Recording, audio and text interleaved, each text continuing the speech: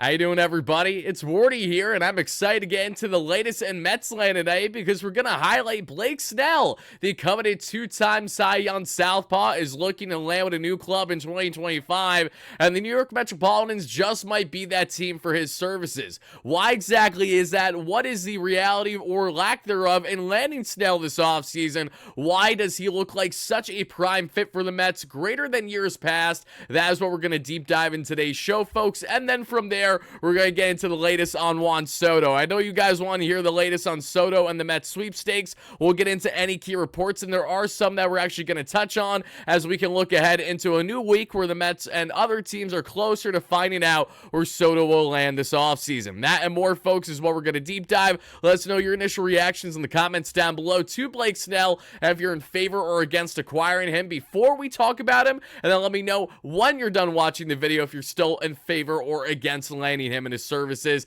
Thank you guys for that, and also thank you guys for hearing from our amazing sponsor at BetUS that has you covered with all your sports betting needs. Head over to betus.com.pa today, folks. That way you too can use Wardy's promo code YouTube150. That way you too get a 150% bonus on your first deposit, a $125 on your second and your third, up to $2,000 for all your sports betting needs. And as you guys can see right here, right now, I'm hammering their Chargers +3 there. I love that, and their matchup outright between the Harbaughs there, Ravens, Chargers, Monday Night Football. I really like the Chargers to make sure that they at least cover, meaning that they make sure that they don't lose by anything more than 3 points or they win outright. Love that at -125, and I'm putting $50 down and win me 40, so hopefully a $90 total turnout. Please know that I'm not a sports betting expert, just a diehard fan that loves to place daily bets here with our great friends at BetUS for all your sports betting needs. Now, folks, as we hop back in this one, let's talk about Blake Snell. As I mentioned, Snellzilla. Listen, this is a man that we've talked about plenty on the channel in years past. Don't believe me, you guys can see it right there, right here, right now over the past year. I mean, let's not forget, less than a year ago, the Mets were reportedly connected to Blake Snell to a degree last offseason before he signed that short-term contract on what was a terrible decision by him and Montgomery because of Juan Scott Boras. And a couple months ago, the Mets had a chance to trade for Blake Snell and his services from the Giants before the Giants said outright that, no, we're going to stand pat. We're not going to trade him, and we're going to try to go on a run, which was foolish because, of course, the Giants, as surprised absolutely nobody, got nowhere last season. But let's talk about Blake Snell and why he's such a fit for this New York Mets team because of a multitude of reasons. And it gets, obviously, the notion, the big one that we hear from a lot of fans is Blake Snell can't go deep into games. Why are we even having this conversation? Let's just start off, and I want to give a massive shout out to my good buddy James Shiano of the Mets Stuff podcast. James, like myself, is very much in favor of Blake Snell this offseason, and some key stats that he has even highlighted in his previous shows as well is how Blake Snell, for a guy that has been deemed as this quote-unquote five-and-die pitcher, it isn't as true as you might think. As we go back to the 2023 season for Blake Snell, Cy Young caliber year there for Blake, obviously, in his final year in San Diego, he goes out and absolutely dominates and has himself 20 games of at least 6 innings or more.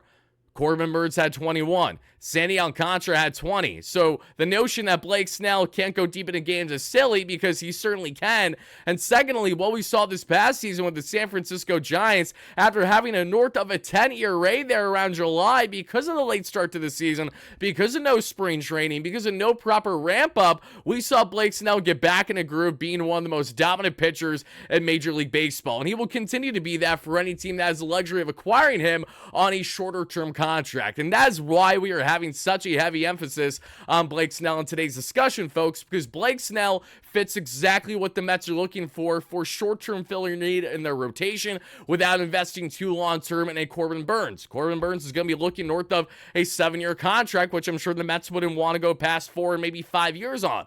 And Blake Snell's case, still just at the young age of 31 on a 2 to tops 4-year contract with potentially some interesting opt-outs or vesting options there based on either the amount of innings pitched, what have you. You can get very creative with a Blake Snell, and should he have interest in the New York market, which has been the biggest reason why I haven't emphasized Blake Snell too much in this offseason at this point, is I just don't know how much he actually has an interest in wanting to play here in New York here at the East Coast. We'll find out, obviously, because he has played plenty in the East Coast during his time in Tampa, facing the Red Sox, facing the Yankees, all those times, things of that nature. But should he have interest, and should there be mutual interest here, because we know the Mets have shown interest in him in the past, and he has shown an interest to a degree here. This could be a perfect fit for both sides, as Blake Snell is coming off of a very strong 2024 campaign, all things considered. Just a 3.12 ERA, a 2.56 expected ERA, just over a 1 whip, a 2.43 FIP this past season at over 100 innings, 20 starts. And if Blake Snell started the year on time with a normal spring training, he would have gave you north of 200 innings, just like he did 2 years prior, where he won his second Cy Young. Winning a Cy Young in both the American League and the National League is impressive enough. Knowing that Blake Snell just needs to be out there and to be healthy in order to be one of the most dominant southpaws in the game tells you all you need to know. The same way that we saw a guy with Chris Sale finally getting healthy there after some heavily injury-riddled years in Boston, goes to I was gonna say the A's, no, the Atlanta Braves, and the rest is history. Wins Cy Young his first year there as a grizzled vet of a southpaw. Now we look at a guy and Blake Snell, a fellow lefty that's so dominant with the swing or miss. There is no denying that should the Mets be able to land him on a favorable contract, that is something that I'm sure David Stearns is more interested in, along the lines of those 2 to 4 year range. High AAV is perfectly fine for Steve Cohen, who's got a lot and then some to spend with over north of $200 million that's come off the books this offseason. And even the Juan Soto pursuit, there's still very much a role where you can land Juan Soto at 50 plus mil AAV every year and still bring back Pete Alonso and still try to land at Blake Snell. Is it a guarantee to happen? No, of course it isn't, but is it a possibility? Yes, it is. And just that possibility alone is why we need to highlight this, because Blake Snell is the best bargain, and I truly mean this, bargain Cy Young southpaw of an ace that you can find currently in the free agent market. We're looking at a season with roughly a 13 K per nine, 13 strikeout per nine to a sub 4 walks per nine. So the walks per nine were actually down relative to his career of over 4 walks per nine. And Blake Snell, when he's at his best, is simply unhittable. This is a man that can get not only in a groove, but showed his ability to give length to the San Francisco Giants throughout the course in the second half of the 2024 season. How many starts did we see with Blake Snell give them at least 6, 7, 8 shut, even out a complete game shutout is what you're getting from Blake Snell. He was absolutely unhittable, and as you can see from his baseball savant numbers here, again, a human highlight reel, an absolute video game for the man who's giving you the fastball, curveball, changeup, slider mix, but 3 of those 4 pitches he has currently at a whiff rate of at least 45%, and shout out to my man Isaac Groffman, our pitching contributor, for throwing that my way. It isn't shocking to hear that, wow, Blake Snell is absolutely electric, he's one of the most dominant in the game, but when looking at pure swing and miss stuff, when looking in high leverage situations, when looking down the stretch there with multiple on, 2 out to escape jams, Blake Snell is one of the best that you're going to find, not only in the National League, but in Major League Baseball there. Look at these percentiles: 90th percentile in pitching run value, 95th in breaking run value, 67th in off-speed run value, 96th in expected ERA, expected batting average, and 98th percentile, amongst the best in Major League Baseball.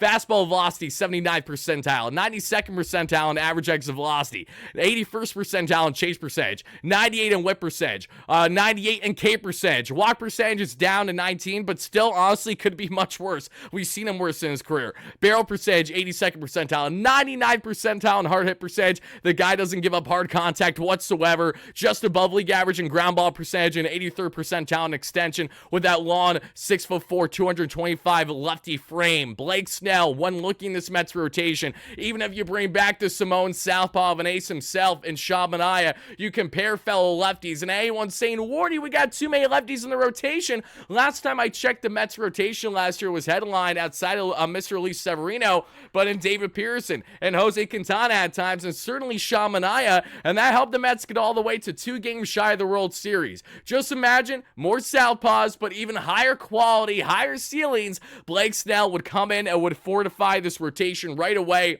as their most dominant starter, to pair along with Kodai Senga. Yes, Roki Sasaki, we would all love, and that is a discussion that we will furthermore have as we get closer to his posting date, post-January 15th or so. But with the uncertainty with Sasaki, and knowing that when it comes to Blake Snell, he checks off so many boxes for the Mets, not that Sasaki doesn't, but I'd say right now there's a greater reality where the Mets land Blake Snell and his services this offseason than Roki Sasaki until proven otherwise. So when you put 2 and 2 together and you look at, what are some guys guys in the free agent market that we can spend high AAV, average annual value on, that we can get a ridiculous ROI or return on investment, so much so that he can help lead the pack in your rotation all the way to potentially the dance in year one. There are not many other guys that are going to check off the boxes of the way that Blake Snell does. And the biggest bugaboo that we had with Blake Snell an offseason ago wasn't just the high walk rates there that people really felt that he couldn't give you depth in games. Even though he did, honestly, we were just pushing aside the actual numbers behind it. Because even Kodai Senga, for example, the 2023 season,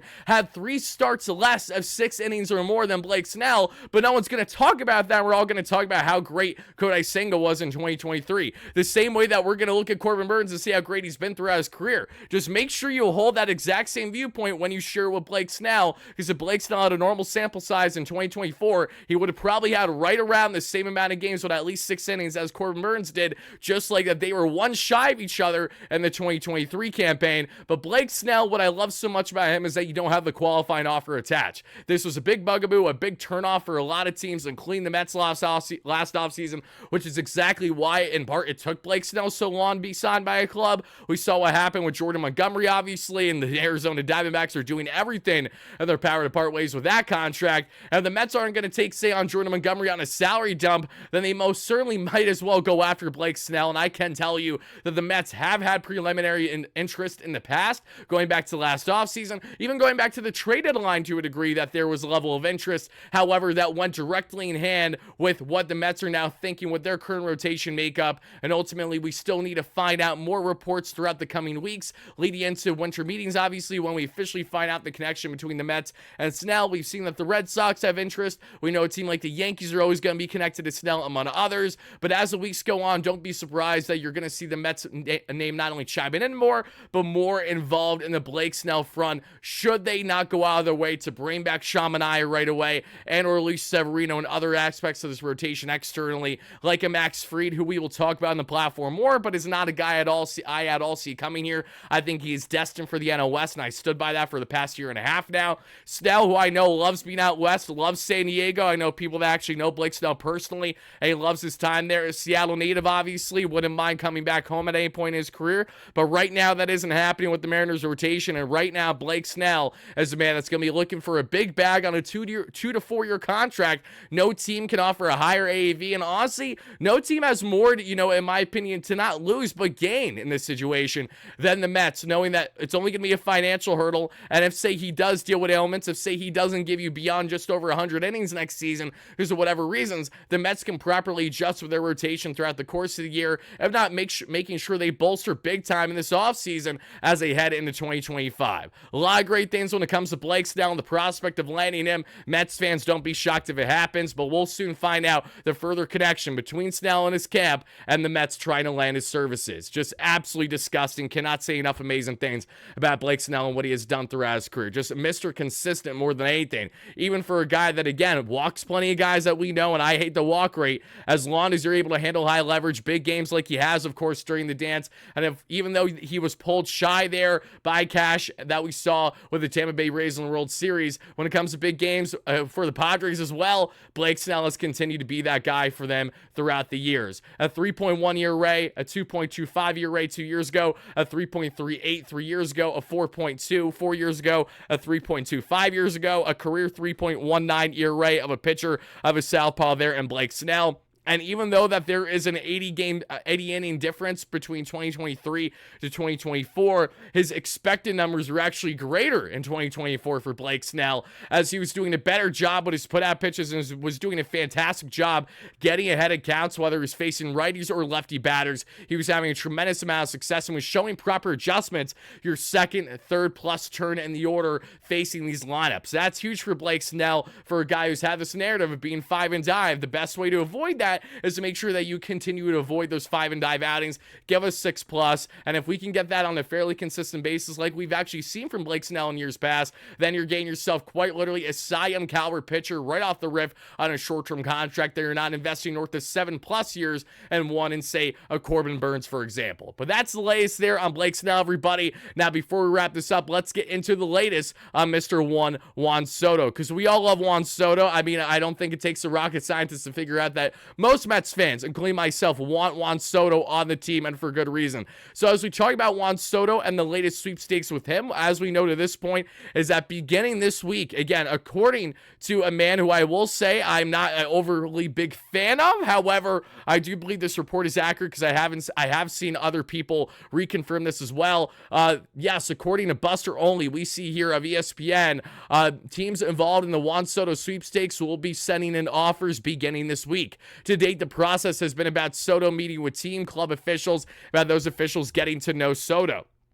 This shouldn't come as a surprise, as we know all the initial meetings with Soto with the Mets. I mean, obviously the Yankees to an extent because he had already been there. The Red Sox is really just to feel out, explain who they are, tell a bit about them, hear a lot about himself and his interests and his wants, what the teams have an interest of when it comes to Soto, landing him, on how they can build around him, and all different aspects, small to big, without getting into the actual dollar amount from what we know in the public eye. Now those dollar amounts will officially be sent out this week. So if we do hear rumblings, let's say the Mets have apparently thrown an offer of around this range. Obviously, it's a leverage play to a degree, either by the Mets and or by Boris and Soto's camp. So that's the only reason why those are leaked. But don't be surprised when we start to hear this week that say, hey, the Mets or these teams, we have been hearing rumblings of at least $650 million being thrown out, or this amount of years would say this amount of opt-outs. All those things are naturally going to be seeping out there, leaking out, or this next week as we continue to find out key updates on Juan Soto and the pursuit of his services, not only for the Mets, but for every other team in the Yankees, the Dodgers, the Red Sox, the Phillies,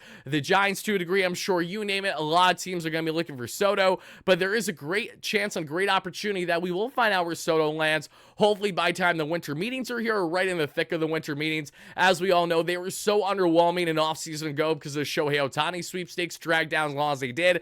And because they dragged out, all the other big dominoes were essentially waiting for the big one in Ohtani to fall until they made their inevitable decisions, because obviously if the Mets land Juan Soto, then they're less inclined to go after this player. Or the Yankees land Juan Soto, then the Mets are more inclined to go after this player. So depending on Soto and what happens, there will be a domino effect on the remainder of the free agent market for batters to a degree, to varying degrees obviously, but we will hopefully see this domino finally start to fall either in the first week of December, leading into then December 9th to the 11th plus or so. We have official winter meetings in San Antonio where all front offices, GMs, everyone at the helm, owners, you name it, are there in the same area at the same time, all chatting it up and chatting up with players and trying to get massive deals done. So folks, be on the lookout this week as I'll be touching on everything with the Soto sweepstakes. And I will just add this, I know that there were people talking about, oh my goodness gracious, Steve Cohen's wife, Alex Cohen, just followed Juan Soto on social media, on Instagram, that, oh my goodness gracious, Juan Soto is following all these players.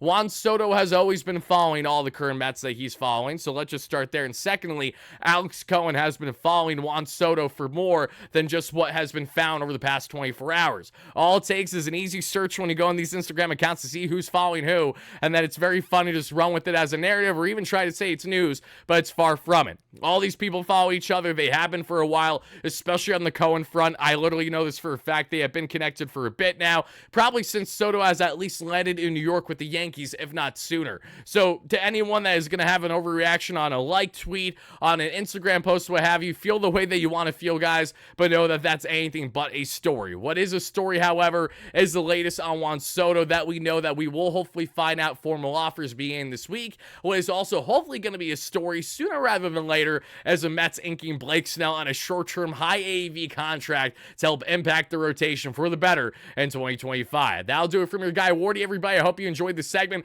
Let us know your thoughts on if you're in favor or against Blake Snell for this rotation. Again, I really think that for your bang for your buck, short-term high AAV, and every box that you're looking to chuck off without going completely long-term for a guy who's already at the age of 30 plus, not many better in my opinion that fill the shoes of what this rotation needs than Blake Snell and others throughout the course of the offseason to try to land. Thank you guys for watching. Let us know your thoughts down below. I'll talk to you again real soon. Let's go Mets, baby. Peace out.